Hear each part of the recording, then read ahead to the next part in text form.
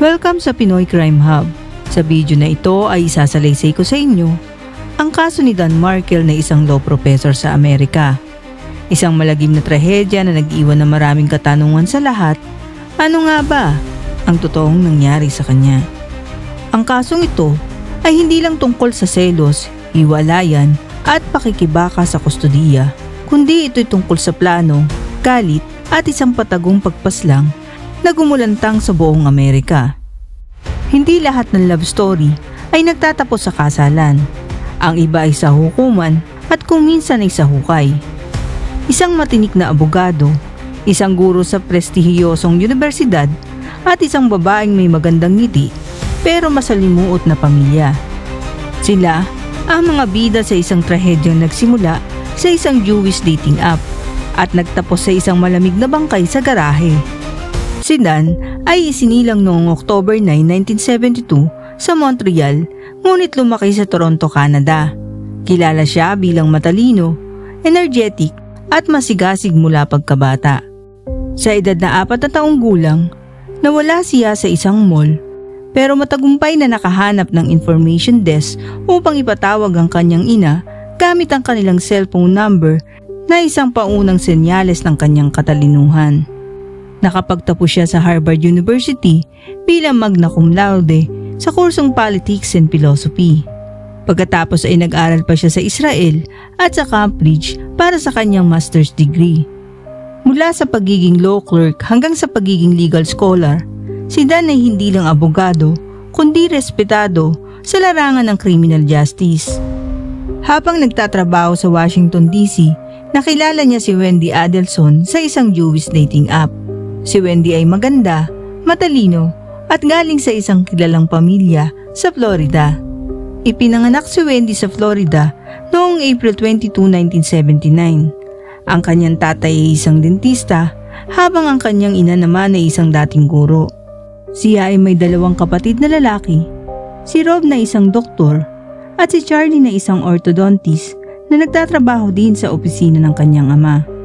Si Wendy ay nagtapos ng abogasya sa University of Cambridge, kaya nang nagkakilala ang dalawa ay mabilis silang nagkamabutihan. Naging mabilis ang kanilang relasyon.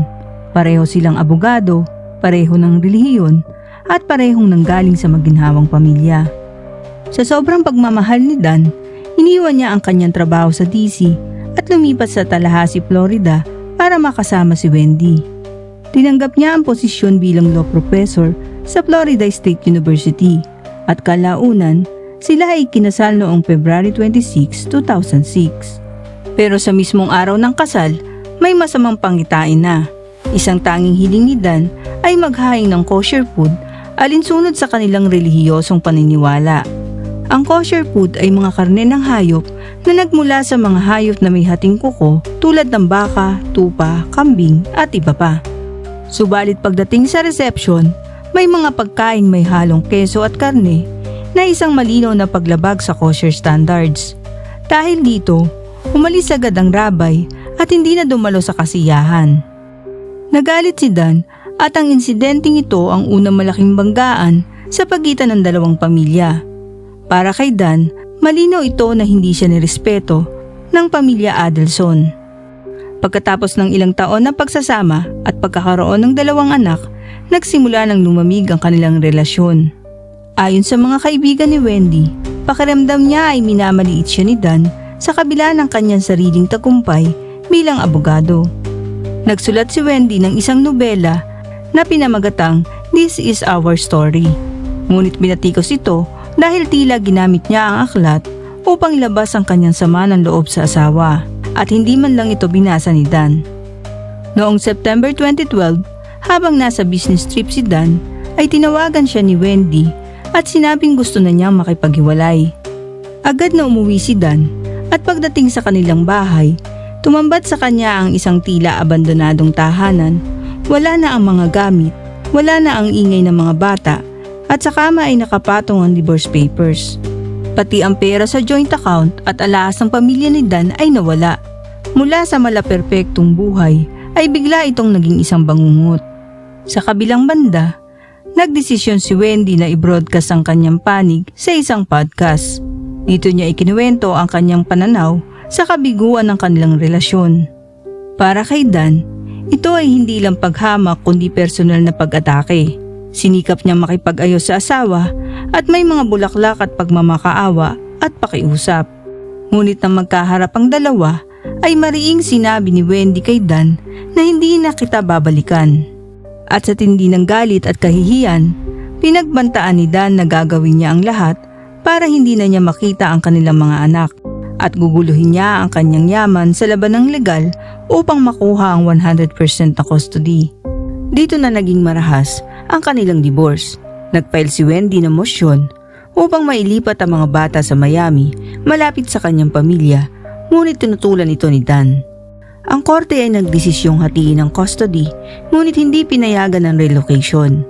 At dahil dito, galit na galit ang ina ni Wendy na si Donna. Ayon sa email na nakuha ng mga investigador, si Donna ay paulit-ulit na nagbigay ng payo kay Wendy kung paano galitin si Dan upang masira ang reputasyon nito. Isa sa kanyang mga suggestion ay gawin daw Catholic ang mga anak nila.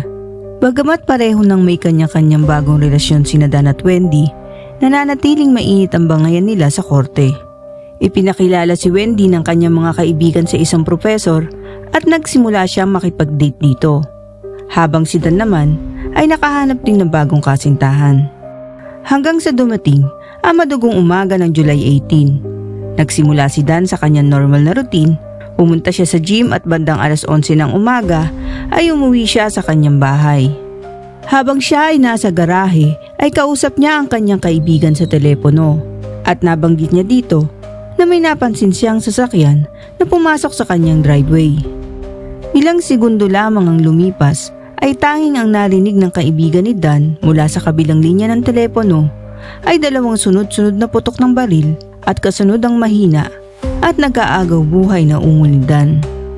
Dinala sa ospital si Dan at tinawagan ng mga pulis si Wendy para ipaalam kung ano ang nangyari sa dati niyang asawa.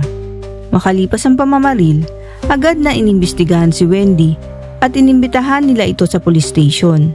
Kinuha ang kanyang cellphone, fingerprint at litrato, pero walang direktang ebidensya na nag-uugnay sa kanya sa pagkamatay ng dating asawa.